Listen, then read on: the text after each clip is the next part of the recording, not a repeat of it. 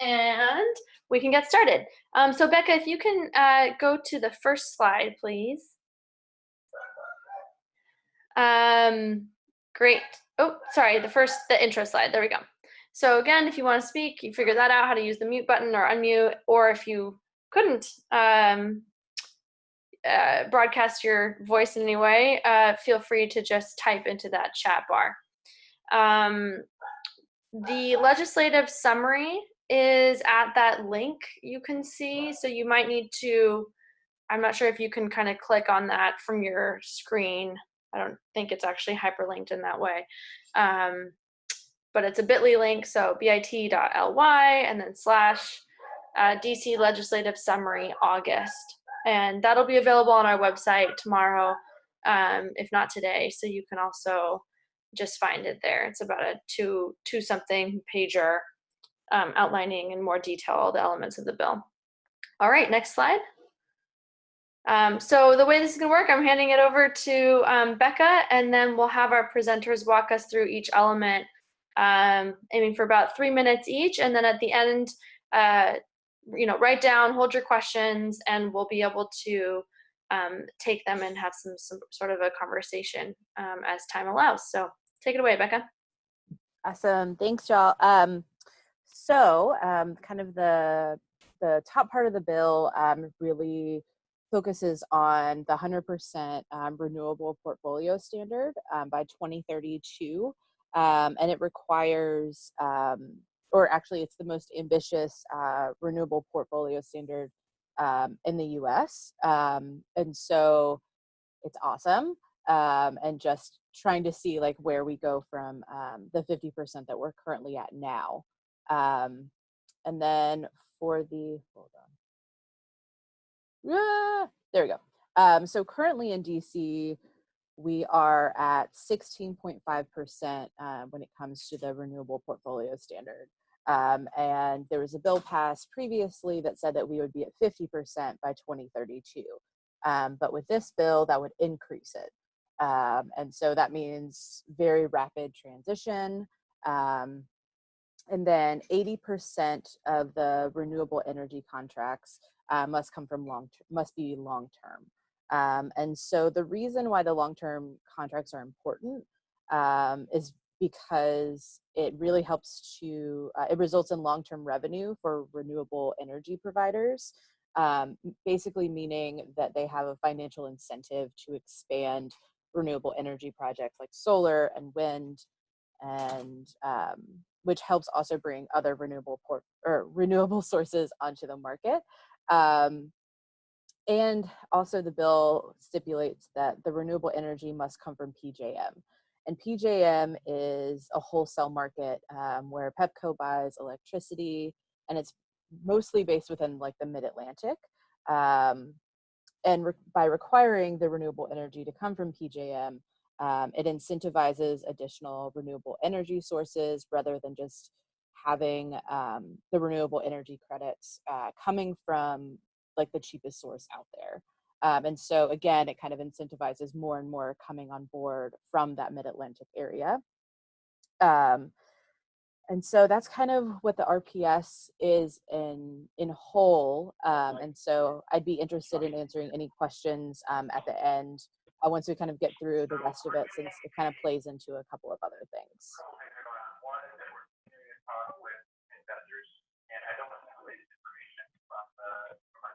I'm gonna mute whoever's phone that is real fast. Just 1 second. I think we go to the next slide. Perfect. So yes, to build off that, the bill does something very significant, which is not only increase the RPS to the 100%, which is in and of itself a very big deal, but it changes the kind of fundamental nature of how we meet the RPS moving forward.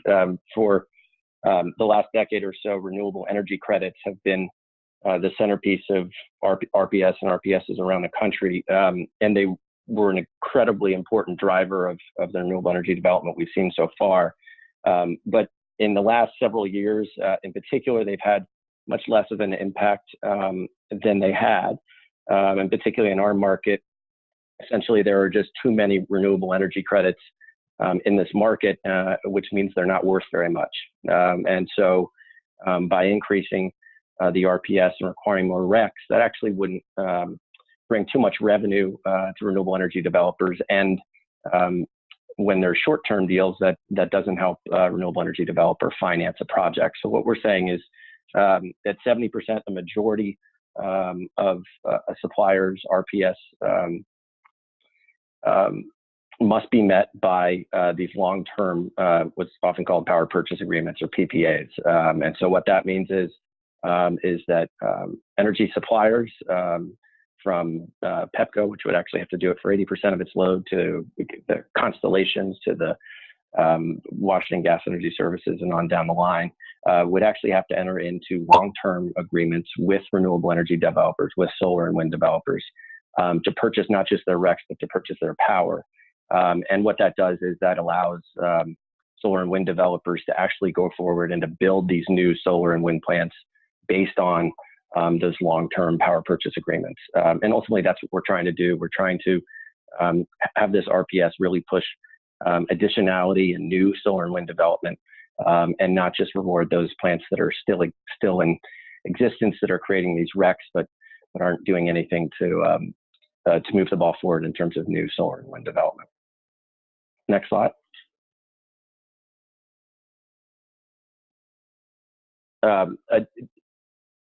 One of the things that we did about a decade ago that was a really big deal with the district was we created a Sustainable Energy Trust Fund.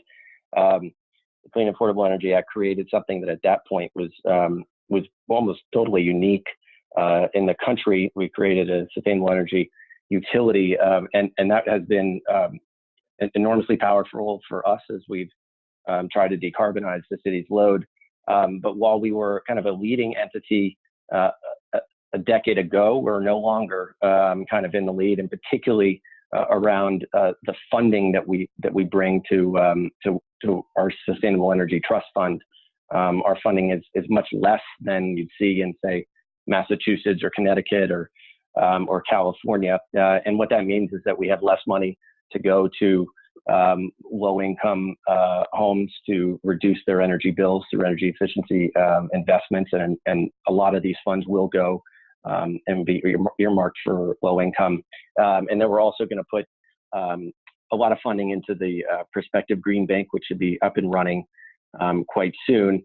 And so I think what's important to realize about the SETF increase is that, you know, it's certainly getting us, you know, kind of on par and maybe a little bit ahead of some of the leaders.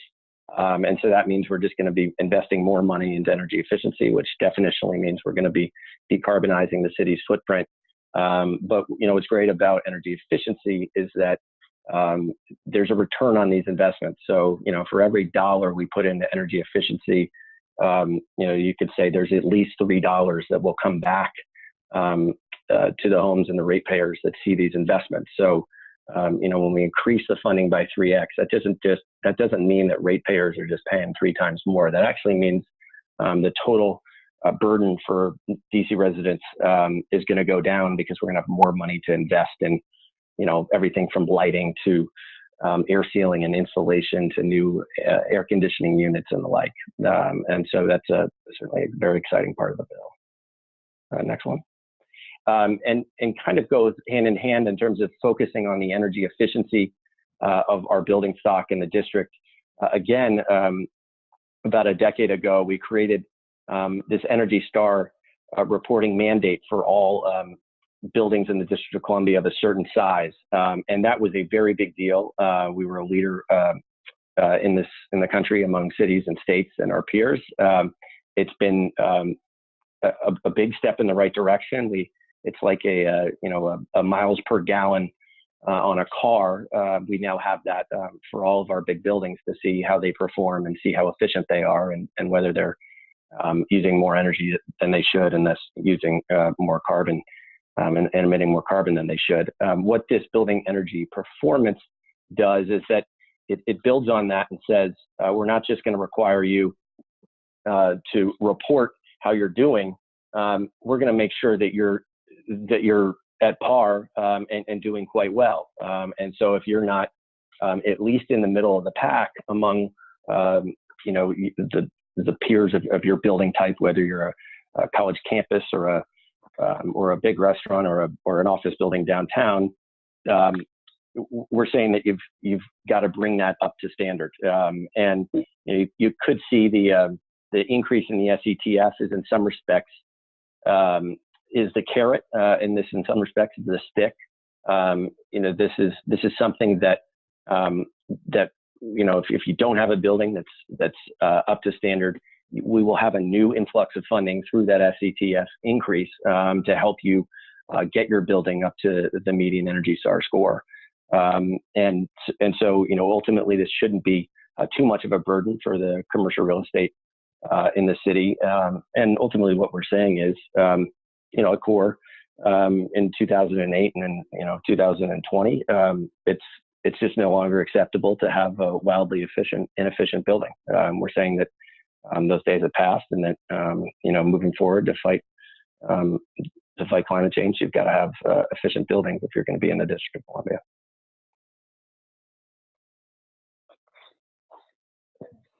And the timeline here is very similar to what we saw when we did benchmarking and required the reporting.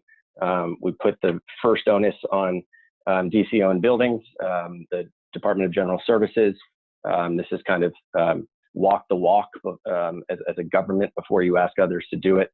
And so this kind of phased-in approach is something that we did with benchmarking. I think it was seen by most stakeholders to be an effective and fair and reasonable approach, so that if you've got a small 10,000 square foot building, we're not putting the onus on you right out of the gate. But if you've got a large building and you'll then thus have the access to the capital to make the improvements to get you up to a median standard, we'll require that a little sooner. So this all fits into this broader ecosystem where you've got the increased SETF, you've got the sustainable energy utility, you have the green bank, and all these tools at our disposal to help buildings get to this minimum performance standard. And ultimately, if you don't get there, we're gonna fine you until you do.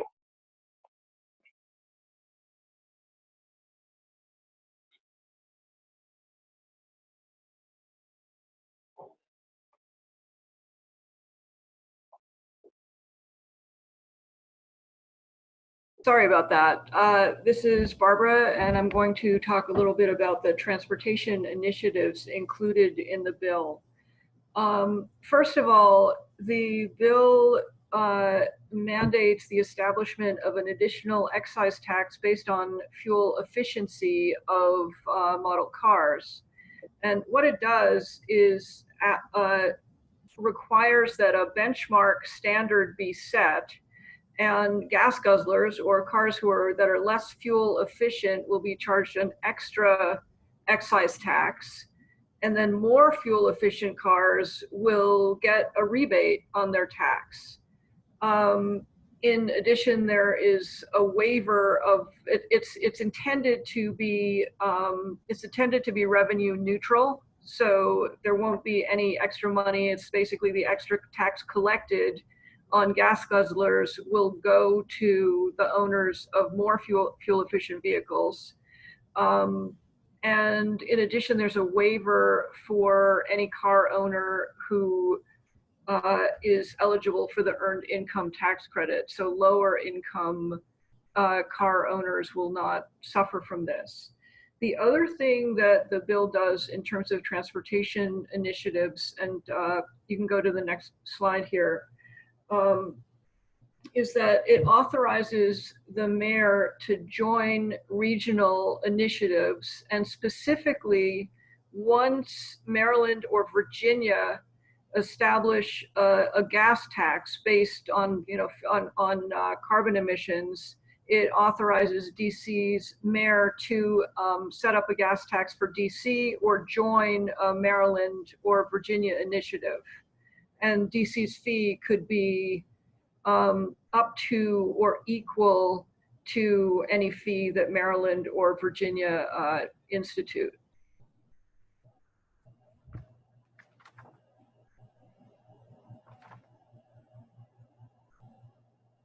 Okay. Hold on. Just taking a second. There we go. So also included in this bill is are kind of two things.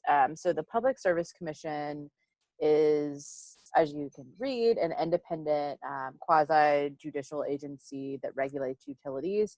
So that includes electricity, gas, telephone, internet, and cable.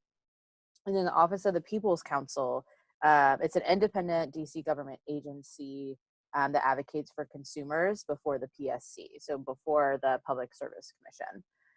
And so what this bill does is that it amends the law, and it basically says that the Public Service Commission and the Office of People's Counsel need to specify that they are going to be combating climate change as part of their mission. So basically this kind of like ingrains the fact that, you know, climate change is real, DC is going to be working on it, and it's incredibly important, especially for these two agencies within DC.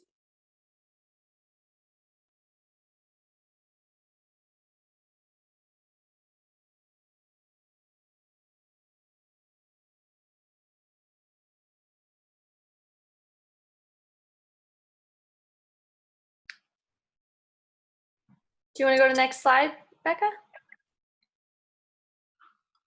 Hey guys, this is Nikhil. I'm going to switch gears a little bit and talk about another bill introduced by Councilmembers Shea and Ellen called the DERA, the Distributed Energy Resources Authority Act of 2018. We believe this fundamentally transforms our grid, accelerating the integration of clean energy and truly creating a market-driven way to combating climate change.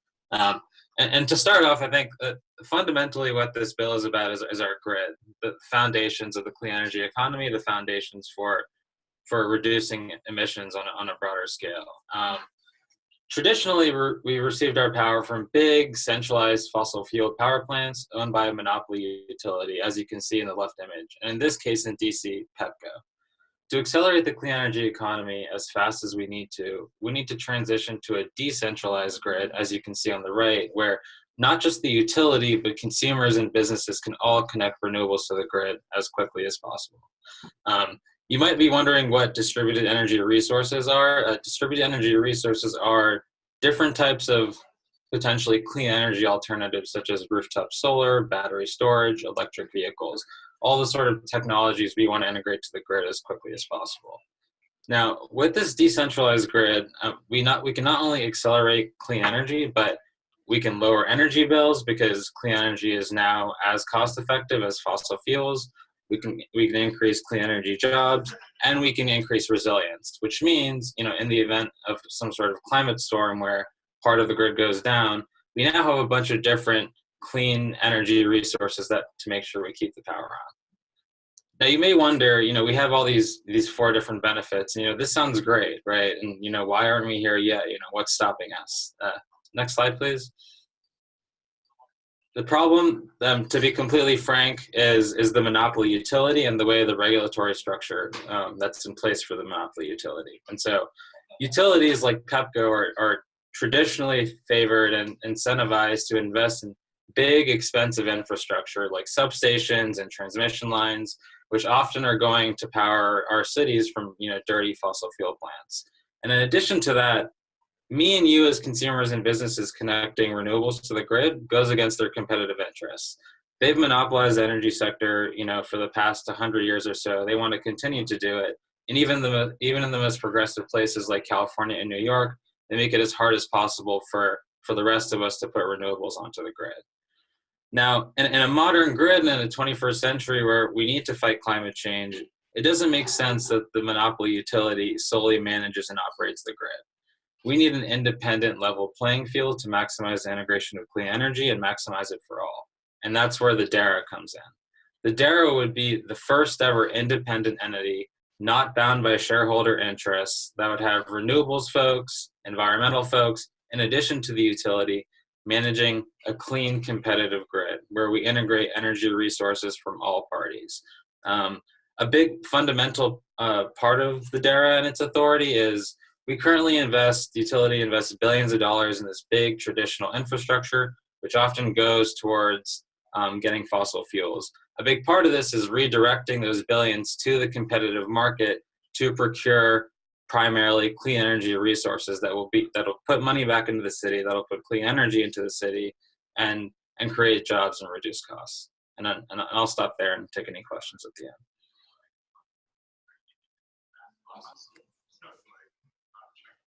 Great. Thanks, Nikhil, and thank you, everybody. I think that brings us to the end of our content slides, which went by real nice and quickly. So we're going to open it up to everyone for any questions. Feel free to unmute yourself and ask.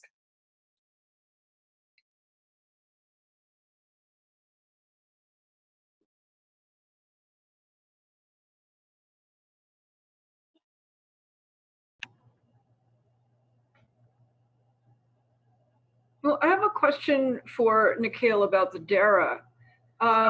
First of all, I'd like to say that I'm sort of by character inclined to like the idea of decentralization and empowering low-income neighborhoods and rooftop solar and distributed energy. And that makes a lot of sense to me just from a gut political standpoint. But I have heard that dollar for dollar establishing industry level solar and wind is much more efficient, and to speed the transition to renewables, it's more important to put money into big industry scale projects. I'm wondering if you can talk a little bit more in detail about establishing that balance. Sure. That's a great question. And to your point, I mean, utility scale solar and utility scale wind are fairly cost effective now and are critical to kind of reducing emissions and integrating clean energy as quickly as possible. But just to kind of give you a use case, which is happening in DC right now, and is that the Washington Post actually covered this yesterday, interestingly enough, so Pepco actually just recently proposed they're requiring $720 million to build a brand new substation in Mount Vernon to account for the increasing energy needs there because of all of that development. Now a big part of that is that $720 million is we don't need to actually spend that money on that substation, because that substation, one, is we can't really guarantee where we're getting our power from there, and then two, that energy growth for that substation, we could meet those future energy needs more cost effectively and cleaner by deploying things like solar and batteries and smart HVAC systems that we're retrofitting in older buildings, and do all of that for 300 or 400 million, rather than building a substation for double that amount and then continuing to get our power from a variety of different resources, some of which are renewable, but many of which are not. So truly, it's definitely a balance across the board, and a big part of it is just the rapid and unnecessary spending to kind of build all these transmission lines when we can bring everything local and back into the city, and truly reduce emissions within the city rather than just buying power from Maryland or Pennsylvania or West Virginia.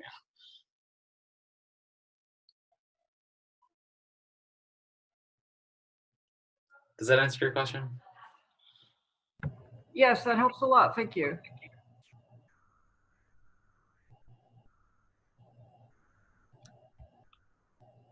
All right, so there's a comment from Lucky who says 8 council members have signed on to the Che climate bill.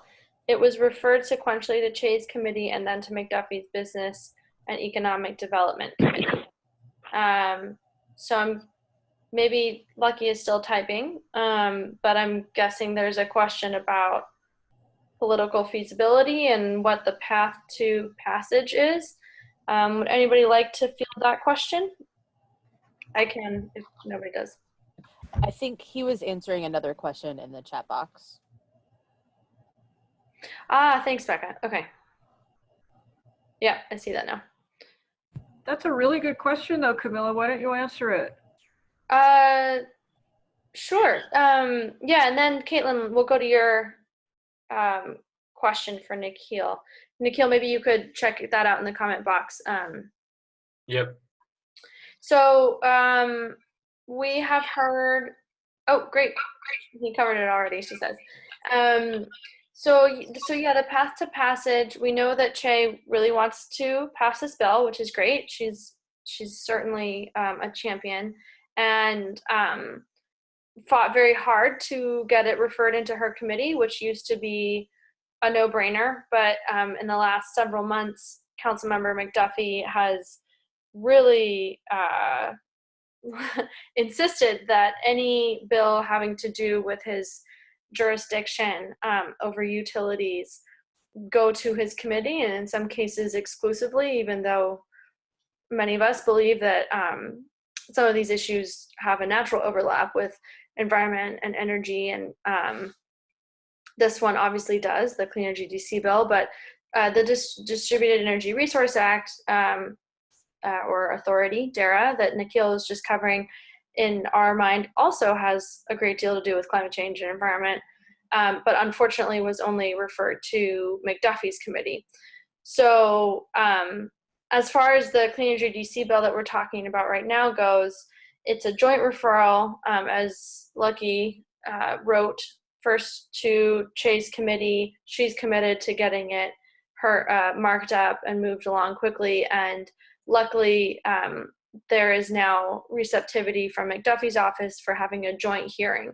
So both committees would hear this bill at the same time, and then its next step would be up to how quickly McDuffie marks up the bill, so that it can go to the council of the whole. We hope that will happen in September. The session starts up again mid-September, so it could take place late September, early October. I think Councilmember Che's office sees a path to passage by the end of this council session, which ends with the calendar year. But there's also kind of talk around the edges of, well, at least if we get a hearing in this council session, then it can pass early in the next.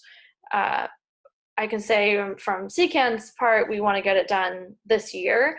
And so that's why this effort of all of us working together and pushing really hard is going to be very important. And I'd welcome anybody to add to that or answer any more questions, or ask any questions. I see a text from Justin that the hearing is also important for the ANCs. Justin, would you like to speak to those points?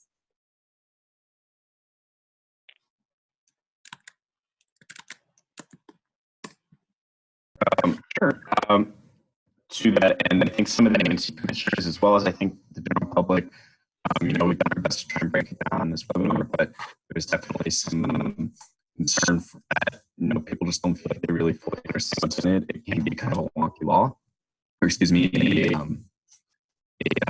wonky bill. So, hey, Justin, you're breaking up a lot. Is it possible to get better reception? I can try and go somewhere else. Is this any better? Yes. Okay. I think, a lot of the people, some of the ANCs especially in the city, were concerned that there isn't, beyond our own technical analysis, they would like to see what the mayor's office as well as DOEE would have to say in terms of their expert testimony. And I think that would quell a lot of people's concerns moving forward in terms of getting ANC resolutions passed and in terms of building a broader base of support across the city. Yeah, great point. So there is analysis that I think supporters and organizations are still interested in seeing before fully wrapping their minds around this bill. Kind of generally break that down on, how quickly and by how much is this going to reduce greenhouse gas emissions, and then how equitably will that be done.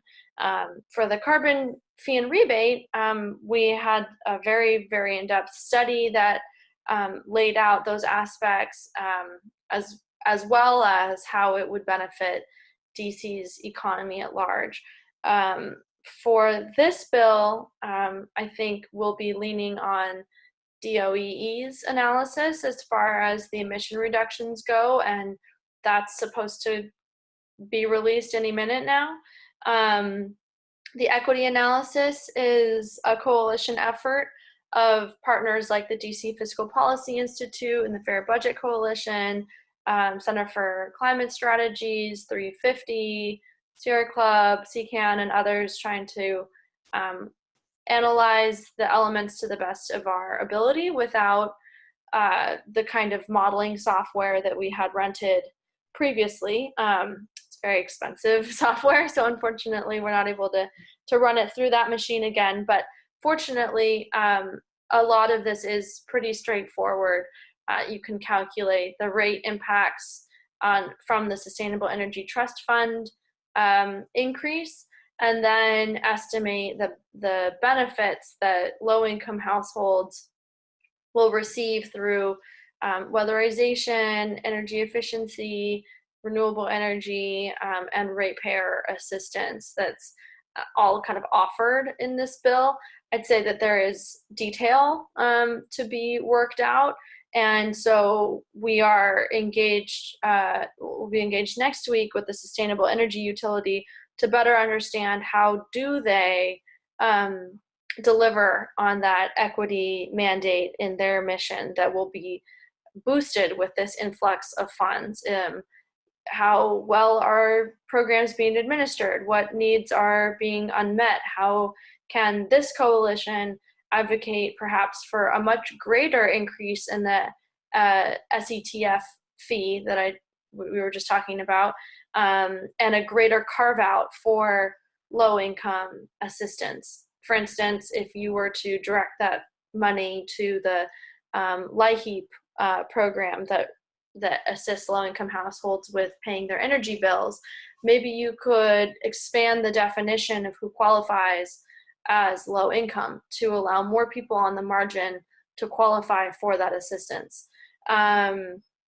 So we are actively looking into those questions. I will say in conclusion that our best equipped equity partners to do this analysis and look at a bill's impact, they do have some questions, but by and large, there's no red flags being raised for them as a reason not to support this bill. And obviously, the longer we don't act on climate change, the harsher and less equitable the circumstances for life on Earth become, especially for those who have so little to weather storms. Any other questions?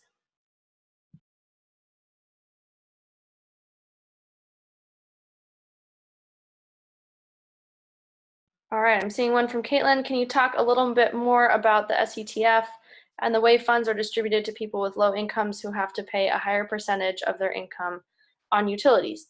Would this be the somewhat equivalent to the redistribution in the carbon tax bill? This may be answered better after the Equity Coalition's findings. Sure, and if anybody wants to weigh in as well, Barbara and Becca, I know you were part of that meeting. So the SETF funds that currently exist fund the Sustainable Energy Utility, or the SEU. And the SEU is mandated to spend 30%, I believe, of its funds on low-income residential projects. Additionally, DOEE covers, and also the federal government, bill assistance for qualifying low-income households through programs like LIHEAP. So many households actually are already not paying their own utility bills. They're getting assistance to cover them in part or in full. So that's where we're digging in deeper into what the SEU actually uses those funds on, and what kind of an internal or external analysis they have on whether they're being well spent. LIHEAP is the program that I think people are most familiar with and have the highest confidence in, because it's been running for so long, and there's a lot of familiarity, so it doesn't require a great new education program just to get the word out to residents. It's usually quite, there can be lines, and this would in effect shorten the line for more people to be able to qualify if we can send more funds their way. But there's been a lot of energy efficiency and weatherization program ideas across the years, and I'd actually turn to Sam and or Nikhil or anybody if you want to chime in at this point.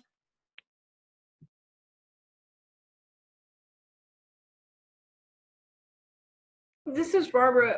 I think it's worth mentioning that the SETF increase that's proposed in the bill now would only amount to $3 or $4 a month extra in electricity and gas.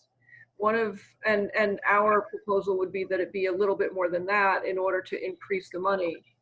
Of that, as we've learned, 20% is dedicated to low-income projects to benefit low-income people, part of which could be energy assistance. I mean, one of the things that we learned last week is there's actually extra money in LIHEAP's budget. There's more money than people asking for it at the moment. And to add on to that, kind of bringing in the DARA for this, a big part of the DARA's role is planning the grid, and a mandate of the DARA is to take low-income households into account, and specifically on reducing rates year over year for low income, regardless of what's happening in terms of modernizing our grid or deploying energy efficiency programs or whatever it is. And so right now that really doesn't exist. All the grid planning is in a black box. So there will be a specific focus on just reducing rates regardless of what happens in terms of any sort of fees.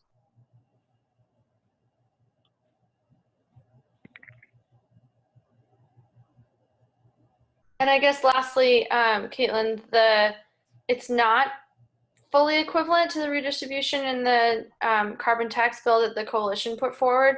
That was much more ambitious in all ways. So both in the fee side, or like the kind of push on dirty energy, for a sense of what kind of costs we're talking about just on the SETF fee. If we ask for a 600% increase, then we're talking about a little bit like under the $15 per ton carbon tax. That's somewhere between what Che put forward in one of her proposals and what we had been asking, which was a $20 per ton, and then that would have gone up $10 every year. So that's if we could get it up to a 600% increase. Her bill actually only requires 100% increase on the electricity side and a 200% increase on the natural gas side. So that turns out to be about a $3, no more than $3 increase on utilities each month. So it's really quite a small impact, and it certainly doesn't. It's not a price signal. It's not going to actually drive conservation in that sense. It's to raise money. If we did get it up to around $15, maybe there'd be some small benefit, but then you'd also have a lot more money that's going back into those low-income energy assistance programs, and even perhaps those direct ratepayer assistance. Not as high a percentage as what the coalition had been asking for. Hard to say if she had introduced a carbon tax, how much she would have actually rebated back to people, but we know that the appetite was much less than what the coalition and public would have supported, what the council would have actually put forward.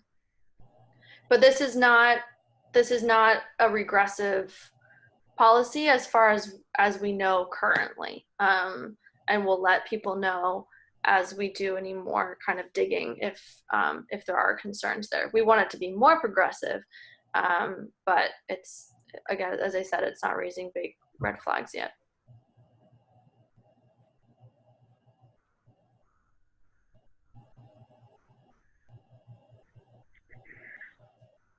All right, any more questions or parting thoughts that anyone would like to leave with? I know there's a lot of folks on the phone who I haven't met before and who might have a lot of expertise in this area. So feel free to share.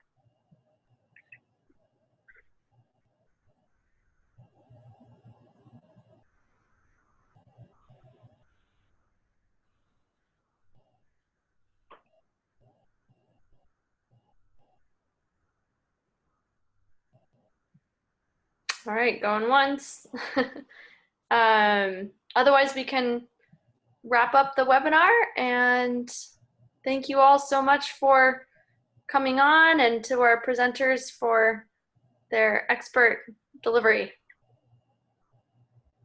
We'll have another one at 7 o'clock tonight, and we will send out a recording of this webinar, post it to our website for anybody who asks. And we hope that you'll stay tuned for notice of the first kind of public push in September. As soon as we have a hearing date, we'll of course be broadcasting that. We also encourage you, if you're part of your ANC or you want to volunteer on that team, Barbara and Justin and Becca are doing incredible work, and we really need to continue to pass resolutions in support of the bill. That's probably the highest value kind of grassroots activity that we can engage in right now, because as soon as those resolutions are passed, they're automatically sent to the council member of that ward. And furthermore, that council member's staff is usually always at ANC meetings, and you meet a lot of the most important kind of community leaders of that area and make the case from the ground up, which is really going to matter because Pepco and Washington Gas and all the big guys are also going to be making their case to those leaders. And we really need to beat them to the punch, because it's all just going to be their fear tactics against, you know, our very rational case that you can't not act on climate change, and why not actually be the nation's leader by passing this really exciting bill. So we need your help, and hope that you'll get involved further. And with that, I'll wish you all a very happy afternoon, and see you at the council, hopefully. Thanks, Camilla. Thanks, See you all Camilla. later. Bye, everyone.